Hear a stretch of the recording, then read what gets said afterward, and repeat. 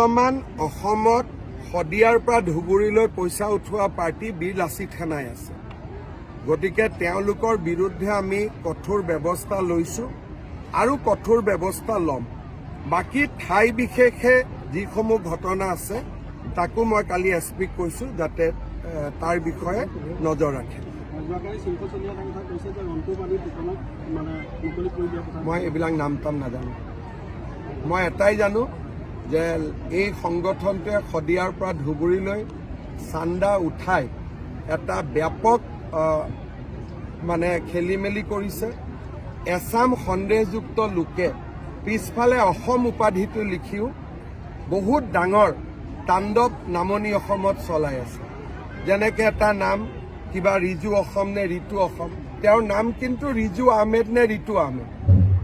অসম নামটো লগাই এতিয়া গোটেই মানুহক বিপথে পৰিচালিত কৰাৰ কামতো তেওঁলোক লাগি পৰিছে, বিশেষকৈ নামনি অসমত। গতিকে এই সংগঠনটোৰ বিৰুদ্ধে চৰকাৰ কঠোৰ হৈছে আৰু কঠোৰ হ'ব।